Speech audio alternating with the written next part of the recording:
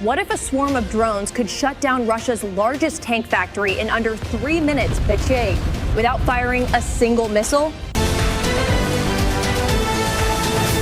At 3:10 a.m., inside a hardened air defense bunker, radar operators leaned closer to their screens as 18 contacts materialized almost simultaneously.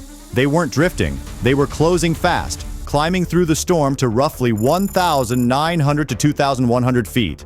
Their speed steady, their spacing unnervingly precise.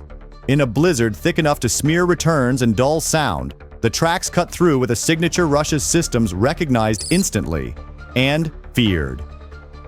The S-400 battery shifted modes on its own. This was not a border skirmish or a stray drone. The software classified the formation as high-value cruise missile threats, inbound on a protected industrial zone. Within seconds, the priority matrix locked. Defend the factory at all costs. Launch authorization cascaded down the chain faster than any human voice could interrupt it.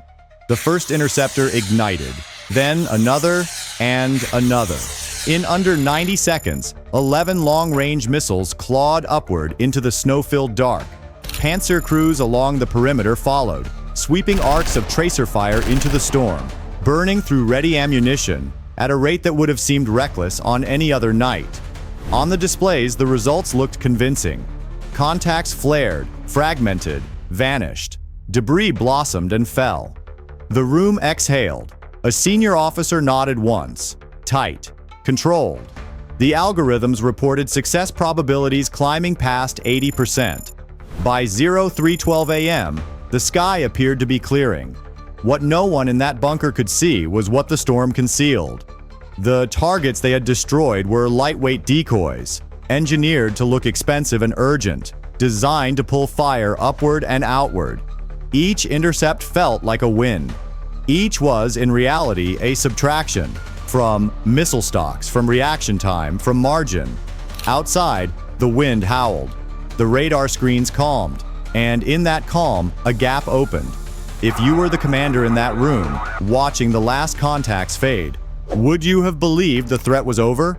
Or would you have ordered one more check before standing down? By 3:12 a.m., the command bunker exhaled. Across 3 radar consoles, the engagement summary stabilized. Of the 18 inbound tracks, 15 were marked destroyed, 2 lost to storm clutter, 1 fading beyond engagement range. The system calculated a success probability of 83.7%, well above the threshold that normally signaled the end of an attack cycle. For Russian air defense doctrine, this was a textbook outcome, but the numbers hid a far darker equation. Each intercepted target had forced the launch of 1 to 2 48 N6 series interceptors, missiles weighing nearly 1.8 tons each and costing several $1 million apiece.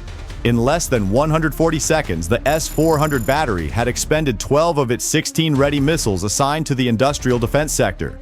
What remained were reloads, sealed, slower, and useless in the next critical minutes. Along the perimeter, Panzer units fared no better. Crews had fired over 900 rounds of 30mm ammunition, draining more than 65% of their ready belts. In temperatures hovering near minus 14 degrees Celsius, reload operations slowed to a crawl.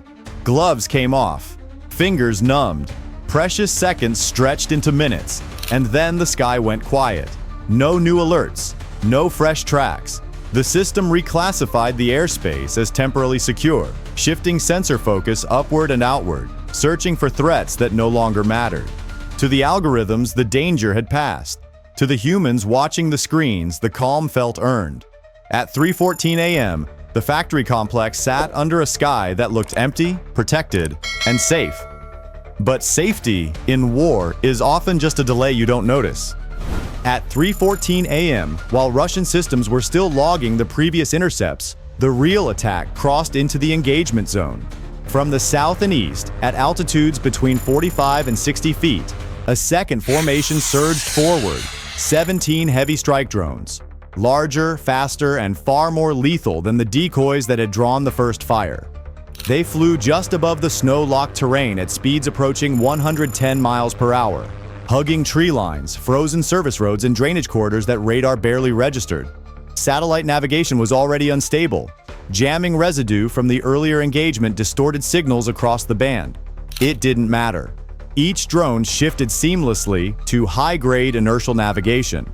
Internal sensors tracking movement with a drift measured at less than 1.5 meters per hour. Once committed, they no longer needed the outside world.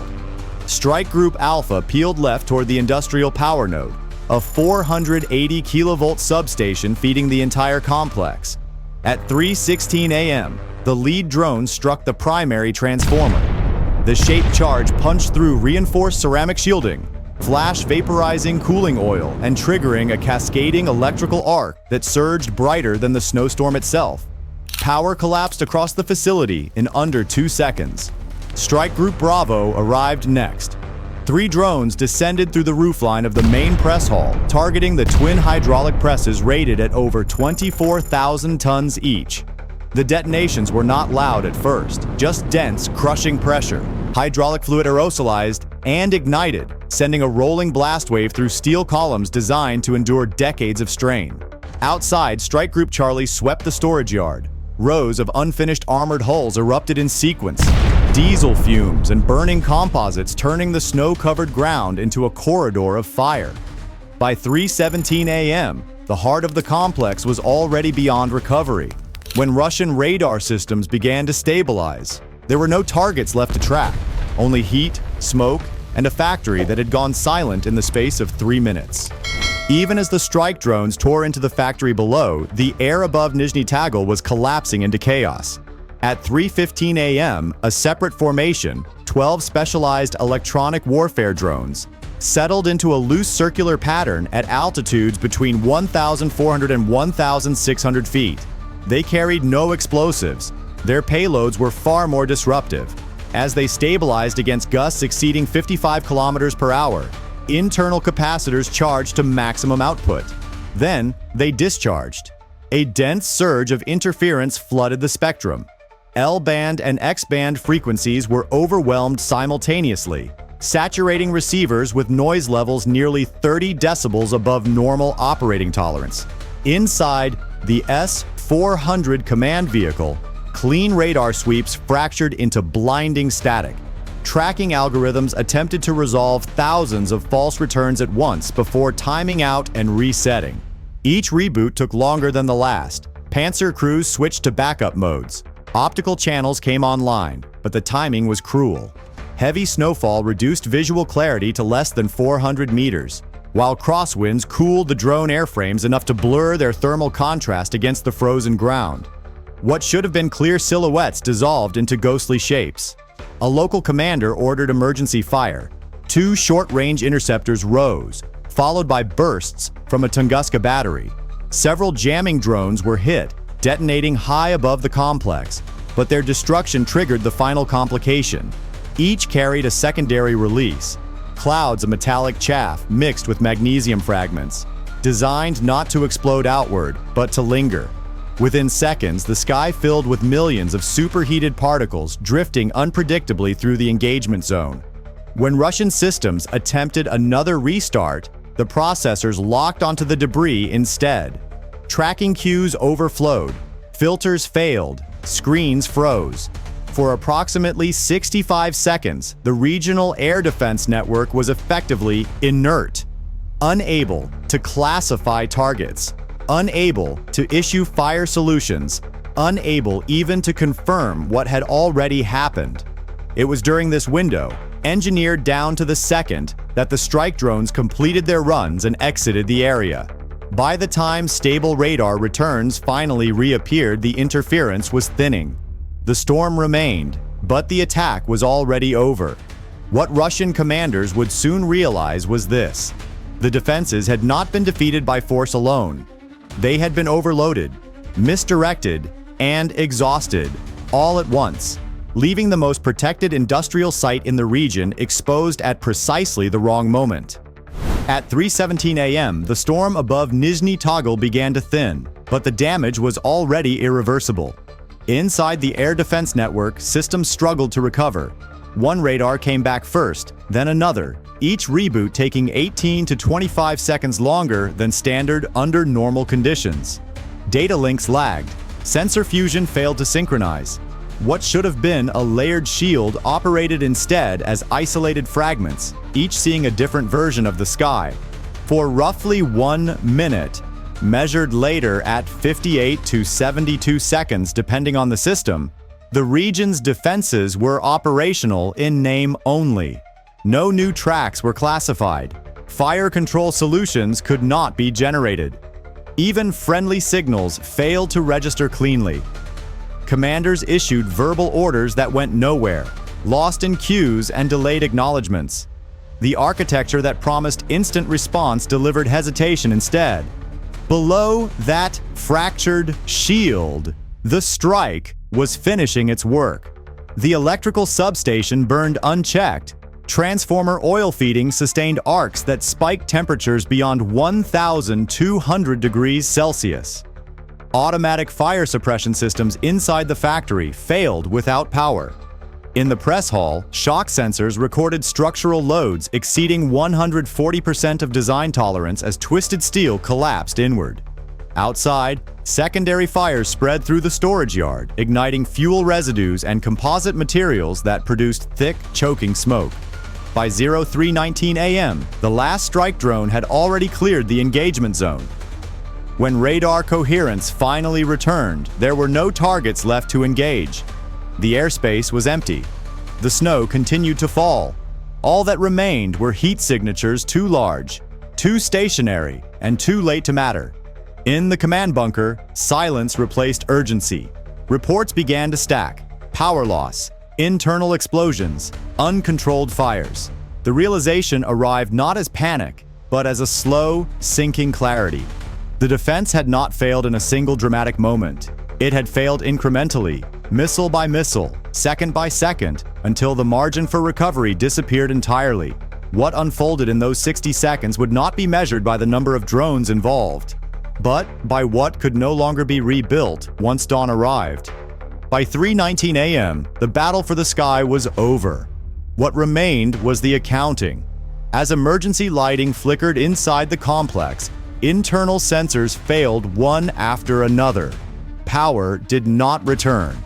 Backup generators tripped under unstable loads.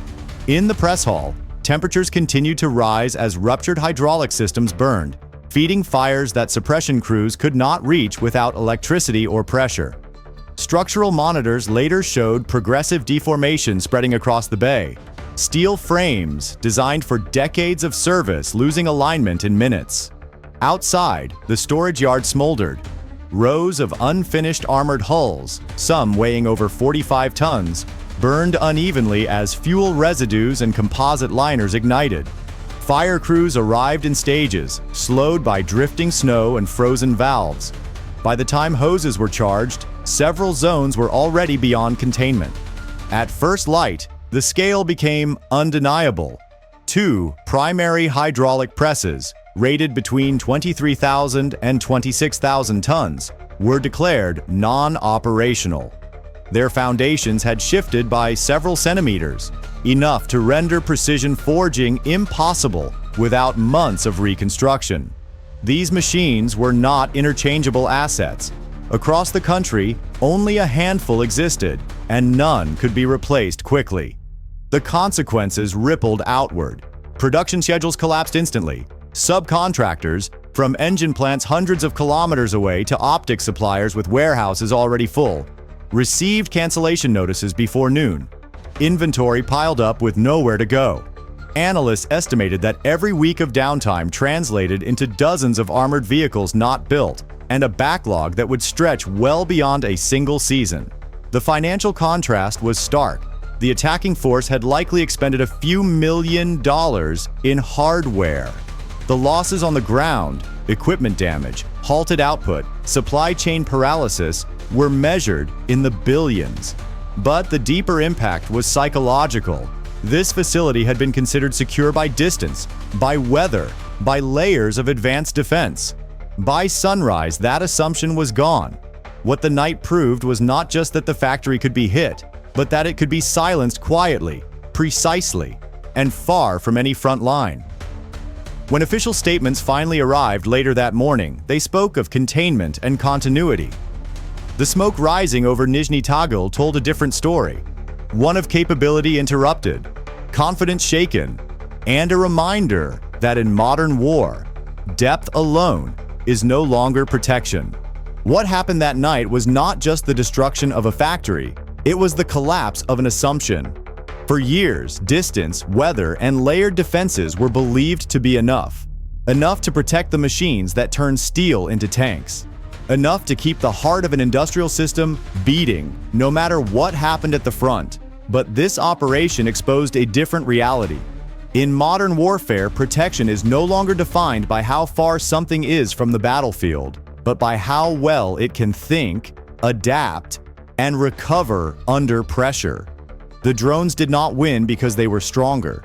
They won because they arrived at the right moment, exploited hesitation, and turned confidence into vulnerability. A few minutes of disruption cascaded into months of lost production, fractured supply chains, and a psychological shock that no repair crew can easily fix. And that raises a question far bigger than one strike. If factories can be silenced this way, if defenses can be exhausted without being destroyed, what does safe really mean in the age of autonomous systems and precision timing? Now, I want to hear from you. If you were the commander that night, what decision would you have made differently? And do you think future wars will be decided more by factories or by the ability to shut them down? Share your thoughts below, and if you want more deep breakdowns like this, don't forget to subscribe and stay with us.